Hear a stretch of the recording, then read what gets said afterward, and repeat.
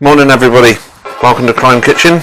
Today I'm going to just put basically I've made it up but I think that's the beauty of what we're trying to do really, is I've got some chicken, I've got some carrots, I've got some broccoli, I've got some red peppers, yellow peppers there, and I've got a few different spices here. Off for you? Yeah, if you don't mind, mate. Yeah, I'll be putting those in a moment. But so I'll go on cooking. This is a very quick, simple dish, which is everything we're trying to achieve, really. So just got a little bit of oil in there. I want that to get that nice and hot. This is actually, usually I would do this in a stir fry pan, like a wok that. But I made a schoolboy error this morning. I bought a small pan, which is too small for the gas ring. So I'm going to do it in the pile of dish, which it's fine. Absolutely fine. If you want that turned down, just let me know. No problem at all, yeah. So, first of all, I'm just going to put this chicken in, actually, and just get that, because I put it in, and then I sort of flash fry it, then I'll take it out and put it on there, and then I'll just crack on with some other stuff, so. Get that. I was going to mention today, Dave, about, we go back, it seems like only, I don't know, a few years ago, but actually going back over 15 years ago now. Do you remember the 2007 we had the floods? Yeah, I do. Bad floods around the Severn. A lot of danger to life. Cracking away, that is. So there was lots of. West Mercia Police was really busy, and a lot of the forces around the Severn. Extremely busy because of the floods and the danger to life, and it is a very sad case. Well, it seemed to deal with all sad cases. We've lost him a little bit. We suffer from the wind on Crime Kitchen, and that's not just about our age; it's about the weather. We do. We have to find a solution to that. We've tried to, haven't we? We've put some windbreaks up, and it seems to find its way around. Oh no, it does.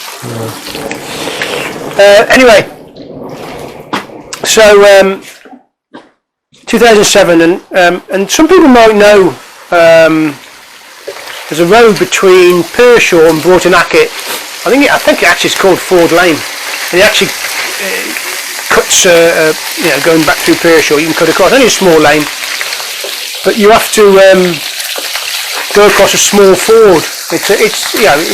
It's probably a little bit of salt and pepper in. What would we say? No more than about 3 metres, 4 metres wide. It's probably at its deepest. Normally, How does that work then, mate? No, it's not working then. Do you know what I broke that? I entered. Is that what you did with it? I broke it. I'll tell you what, we'll leave the paper a little bit. I did try to put it up. Like I said, we can make it up as we go along. I think I better not tell Tony that. Anyway, lots of people travel that way. It's probably less than half a metre in depth. No problem for a car, anytime of the year. And anyway, so the floods were, the River Severn was really up, and all the tributary rivers are really up. And I'm just going to take these out now while we're talking, and then what I'm going to do then is just put a little bit of garlic paste and ginger paste in here. Do we like garlic, do we? Say again, sorry? Do we like garlic? Yeah. I'll tell you what, actually, go on, you carry on. What I'm going to do, I've decided to do something slightly different. Like I say, make it up as I go along. I'd just like to add a little bit more flavour in here. Anyway, there was, I won't mention his name, but it was in the pub, and you can find it in all the papers, but there was a judge, a local judge, not a criminal judge, more of a civil judge. I didn't know him from a criminal point of view, and he obviously used to travel that way quite often. He drove into the ford, which by now, unbeknown to him, was probably 15, 20 metres wide. But also now was probably about 2 metres. It was a river, really. It was a torrent. And he obviously, underestimated what he was going into, drove into the ford, and then the power of the water picked the car up and took it sideways. And as it went further down, which is now a river really, probably at its deepest, I'm thinking 3-4 meters deep from just a little stream, and it is scary, isn't it? The fast flowing water like that. Anyway, what happened was he phoned his wife on his mobile, and I remember now because I heard the message very sadly, and he said something like, "Oh, darling, I've done something rather stupid," and that was the last thing he said. And then it all went dead. She listened to the message and obviously rang the police, all the emergency services, and out everybody came. So I got asked to go oversee it. So this time you were in COD. Oh yeah. I was Is that type of thing that CID type thing? Is it? It's potential. There is a potential crime there, isn't there? You know, although on the face of it, we've got a missing person. He's probably been lost in a river. A little bit of ginger. Well, it would be if I could help it. But on the face of it, you think that's scrum. But they asked the CID to deal with it because you can't take everything for granted. You can't think, oh well, this is what's happened. It's fairly simple because it might not be. Garlic. Yeah. It might be something else. There might be some suspicious to it because we just got to go with what we've got, and we can't do it anyway. So I went out, by which time there were lots of uniform presence there. We got a cordon up. So we assume by what White phoned us that we can't see the car. We can't see anything. It's so deep, it's so dangerous, you know, we can't get people going in there. It's just, it's running through trees that were just grown in a field before, and you've got a little copse, a little wood there. Highly, highly dangerous. And those are carrots. So we try and we do cordon it all off. We've got in it and out of cordon to keep everybody away. Again, press is sort of got hold of it and they're wanting to get involved in it, and it's quite a rural location. We've got the helicopter up. We call for a specialist dive team. Now we haven't got one in West Mercia, and the closest one is Safe Wales. Right. They come up from Safe Wales. Good bunch of lads and lasses. You've got a lot of police officers, and if I was to say it looks like out of a set from James Bond film, I wouldn't be wrong. We've got helicopters flying, we've got divers, we've got everything going on. Really have got everything going on. And there's a little bit of broccoli. And to say it's dangerous, the risk about even the divers going in, because they don't go in and they all got tethers on them. They've been into the river, lowered into the river, trying to even locate the car. Yeah. Because it's just haven't got a clue where it is, how far it's gone. It travelled about 7,500 metres down from the original fall, and it's probably about 3 metres deep, maybe more. But the visibility for these divers is zero. The water's going on. Yeah, I think we've lost the flame again. So has it gone out again? Yeah. There's a common theme with our cooking. Keep going out. It's a good job you're the igniter of the team. We do apologise, but it wouldn't be in Crime Kitchen without. It wouldn't, not without the wind. Anyway, eventually the vehicle is located a long way down underwater, and so I'm the SIO. There's a Gold Command, one of our back at headquarters, overseeing it because the press are aware that he's missing. Everybody wants to get involved. Is this a crime? Is this just a really tragic accident? Found the car, and some red peppers. I can't emphasise how dangerous it is. This scenario for the divers. Yellow peppers. And they go down, find the car, and they wait. So they try to get into the car, and they get to the front. They can tell that the sunroof's open. It was a big Volvo estate it was. They come up and they say to me, we've found the car, we've got into the car, we can't find any bodies. So now I was thinking, They found the car. you can't find a body. And they've So got in the car. They've got Right, into the okay. front of the car where they expect him to be. And so the sunroof's open. So as the body come out the car and it's going on down, the flood. So I asked them to go back down again. Of course, there's a risk as well. They go down a second time. Yeah. Of course, there's lots of communications going on. When you say a risk to the divers, you massive, mean? Yeah. huge. Like Even though they've to be got honest, lines on them, they're looking at zero visibility. It's all by touch.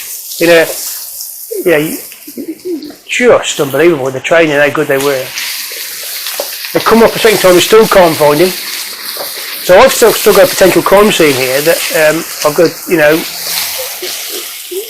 Has there been some criminality? and this is where the open mind bit Absolutely. comes in, isn't it? Yeah, I've you still got you I've turn still- up because that would be a very easy thing to think. Yeah, you can see what's happened here. There's been a flood. Yeah. They've got caught in the flood. It's been swept off. That's right.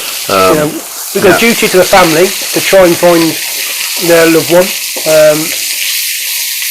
So they are, what should we do? So I said, right, so I've got a conscience, I've got a car.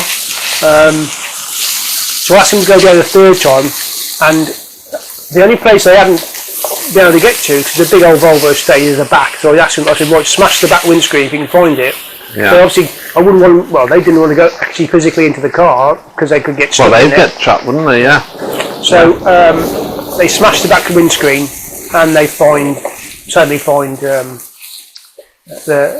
bloke, the man. And what's probably happened is that the water's coming through the sunroof and just pushed him straight to the back of the car. I imagine it's gone down very, very quickly and whoosh. And I had to make some. I know the scene officers, the family were desperate to come down to the scene. I'd bet. Desperate. And Well, I say I bet. I'm not sure I would have. Well, they were, and I said they couldn't, and I made that decision because I got loads of uniformed police officers doing a cordon. I got a helicopter over, I got the press everywhere. I mean, what are they going to achieve? And we get the body out. Yeah. And again, that was a feat in itself to get the body out. We did, and obviously he sadly had died.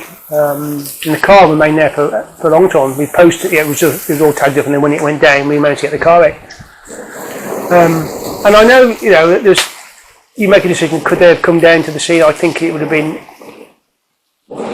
I made a decision, because it was still a crime scene potentially, there's no, until I have a post-mortem, Yeah. you still continue. still don't yeah. know. Did he die from drowning? Did he die from other causes? And it was a horrible accidental death. But you still got to go through a process. You've still got to safeguard any potential criminality, and that's what Just going to put the chicken back in now. Okay. Lovely colours. It is, yeah. Lovely Yeah. colours. Yeah, good job there, Sarge. Ah. So yeah, you've got to, you can't just go into it blasé. You've got to, you make decisions, and because you've got to safeguard things, you've got to preserve evidence. I mean, in that thing alone, I don't know how far you go, but I mean, because you have to keep such an open mind on things. Like with the car, when it was dragged out, was the car checked over to see if there was anything tampered with? But yeah. And we could tell by the post-mortem. We read the post-mortem before we got the car out. Long time. We could tell he died from drowning. He had no other, obvious or assaults, or he hadn't been shot or. He could have had a heart attack. He could have heart attack before he died. So he could have a cause of death. You've got to try and find him. This is just where some of the little bits of pieces start to go in to add the flavours. What you got? So this is just chicken stock. Just a little bit of chicken stock that I made up, or just for speed really. But so you just put a little bit of this in. But then you've got all of these other. Right, so you've got a bit of honey there. You've got a bit of red chili pepper. I've got some sweet chili pepper. It all depends on your own taste, really. So what people don't realise is, I think you're always saying that you've really got into cooking since you were doing this, haven't you? Say again. You've really got into your cooking. Oh, well, yeah. No, that's right. I mean, I've always liked cooking, to be honest, but it's always the time. Yeah. The time is a big thing. Yeah. My wife absolutely loves me doing the cooking at home because I get every pot and pan out, put it on the side, dirty everything, and then look, I always then brag how good a meal I've made and left all the crap on the side. But I have got a little bit better at that now. No, lovely. I mean, lovely rainbow, vibrant colours. And again, healthy, folks. Some of our food is not all healthy. Most of our food is fairly healthy, isn't it? Yeah. I mean, I had a great big lump of steak yesterday, actually, because I don't know. Some people like it, some people don't. But I've always liked Coleman's French mustard. Yeah. And you haven't been able to get it in the small jars for years. Oh, okay. Anyway, I gave up this week, and I've got like a big tub, because you can buy it in the big tubs, but you can't get it in the small jars. Oh, I didn't know. It was something to do with some competition law. I don't know. I don't really understand it all, but anyway, I managed to get some of that. So with French mustard, I always like a nice steak, so I got myself a steak yesterday and did that. So that was good. Right, a little bit more soy sauce. Not a lot. It depends on your own taste with soy sauce. Some people like a lot of it. Yeah. Other people don't. I'm a bit in between.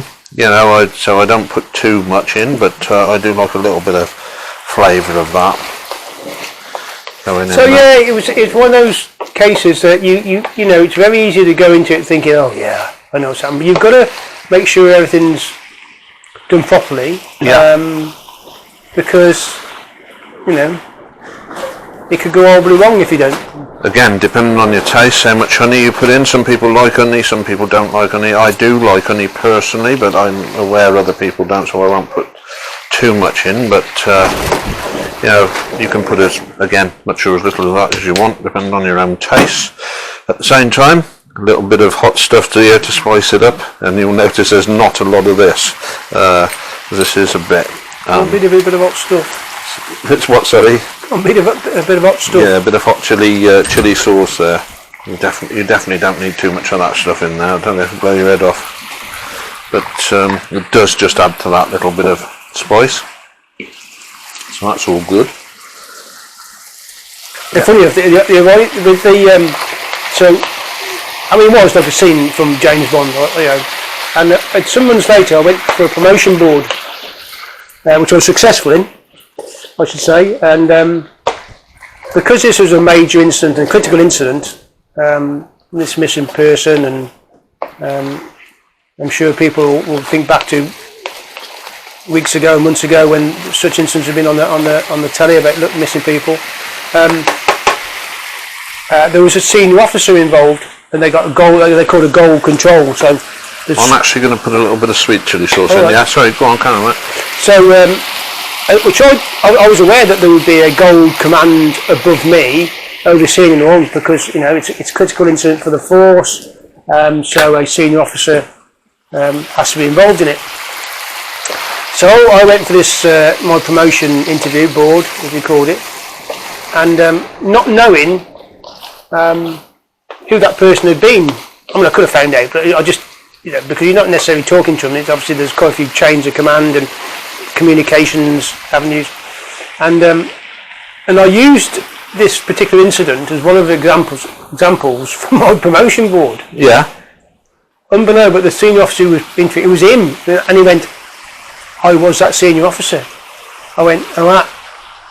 And he said, "I was listening to all your decision making, and I agreed with every one you made." Did he? It's reassuring, yeah. That is reassuring, yeah. Blimey. Yeah, that was that could have gone badly wrong. It could have gone really badly wrong anyway. Bless him, he promoted me, so that was good. Right, what this is just a little bit of corn slurry. It's like a bit of corn flour, a bit of water, just to thicken it up a little bit. It looks. And that's literally all this is.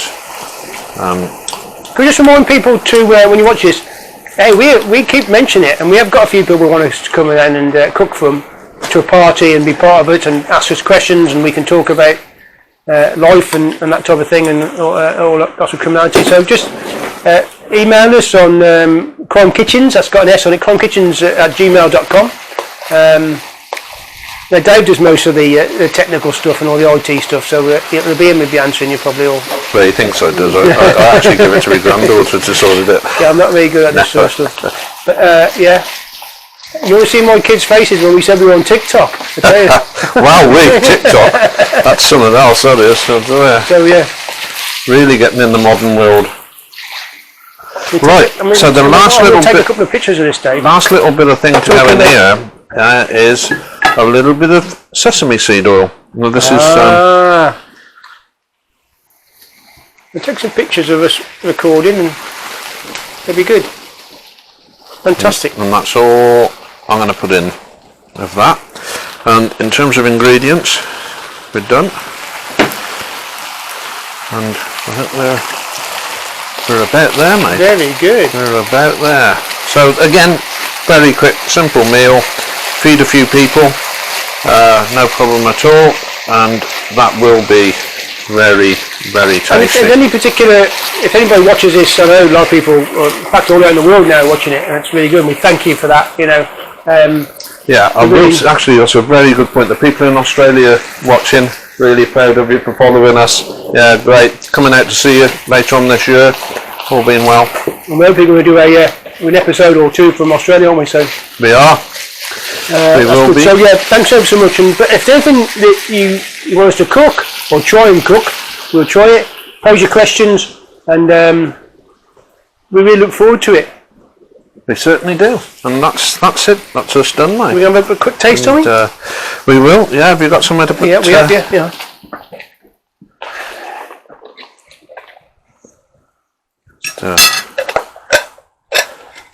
Sorry, mate. I mean, what you would normally do is just let it settle a little bit and let some of that soak in. Yeah. There you go, That'll do mate. for me, mate. Look at that.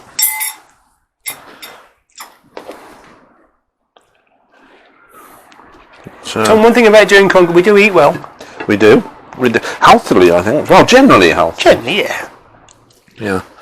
What's this like? Oh.